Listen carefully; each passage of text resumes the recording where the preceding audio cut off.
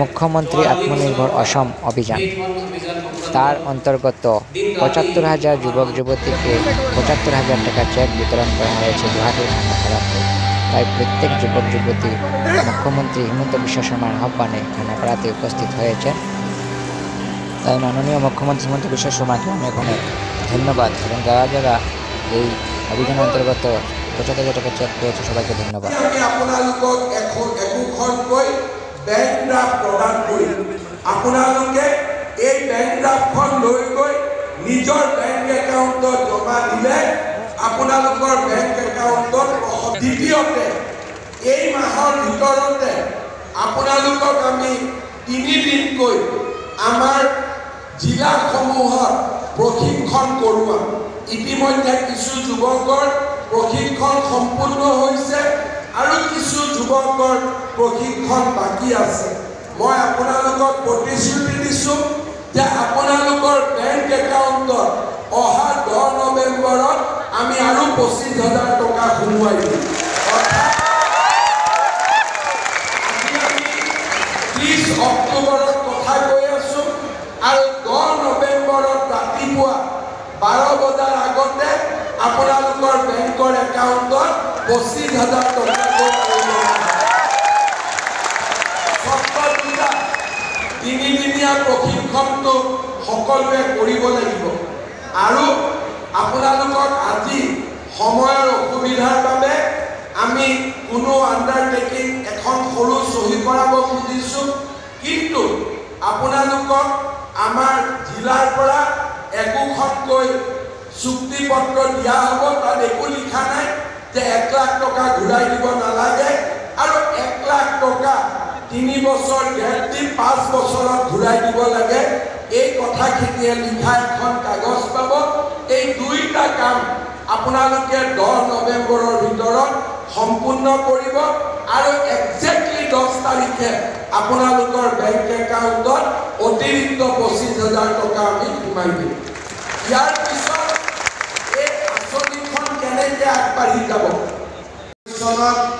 ভাৰতীয় জনতা পাৰ্টি আৰু আমাৰ মিত্ৰ দলে যেতিয়া নিৰ্বাচনৰ মাজলৈ আমি গৈছিলোঁ, তেতিয়া অসমৰ ৰাইজক আমি দুটা প্ৰতিশ্ৰুতি দিছিলোঁ যে 1 লাখ চৰকাৰী চাকৰি আমি নিয়োগ কৰিম আৰু দ্বিতীয়তে 2 লাখ যুৱক যুৱতীক আমি আত্মসংস্থাপনৰ পথ দেখুৱাম।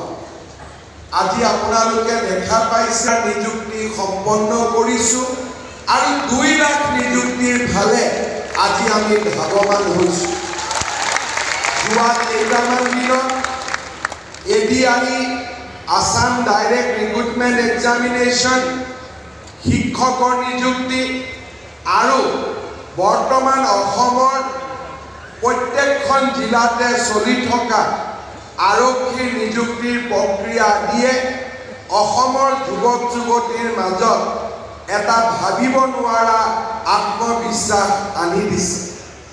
হেঁচাৰ মাজত চাকৰি কৰা, কিন্তু উদ্যোগ এটা যেতিয়া আমি আৰম্ভ কৰোঁ, ব্যৱসায় এটা যেতিয়া আৰম্ভ কৰোঁ, সি জীৱনৰ শেষ নহয়, সি জীৱনৰ আৰম্ভণিহে হয়। আৰু এই সৰু উদ্যোগটোৱে আপোনালোকক এদিন আকাশ চুব পৰা পৰিৱেশলৈকে লৈ যাব পাৰে। চাকৰিয়ে জীৱনৰ সপোন ৰুদ্ধ কৰে আৰু ব্যৱসায় আৰু উদ্যোগে জীৱনৰ সপোন মুকলি কৰে। এইটোৱে হৈছে আমাৰ মাজত ডিফাৰেঞ্চ। মধ্যবিত্ত পৰিয়াল আৰু আমাৰ মাজত থকা দুখীয়া পৰিয়ালসকলে ভাবে যে চাকৰি এটা পালোঁ, আমি আৰু নিশ্চিত হ'লোঁ। ময়ো মানো চাকৰি এটা পালোঁ, আমি নিশ্চিত হ'লোঁ। কি নিশ্চিত হ'লোঁ? মাহৰ দৰমহাটো আমি নিশ্চিত হ'লোঁ। কিন্তু ভাল উদ্যোগ আৰু ভাল ব্যৱসায় যদি কৰিব পাৰোঁ, তেনেকুৱা মাহৰ দৰমহা পোৱা 10জন ল'ৰাক মই নিজে চাকৰি দিব পাৰোঁ। তেনেকুৱা ধৰণে আমি আগবাঢ়ি যোৱাৰ ক্ষমতা আমাৰ মাজত আছে। আৰু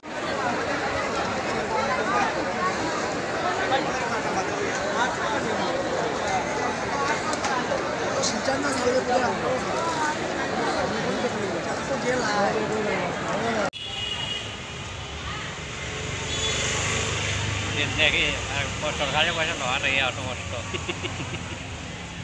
তবে বুঝিলাম মজা কথা তো বিশাল অপরাধ 11টার সময় ট্রেন ঘুমাইতে লাগবে আমার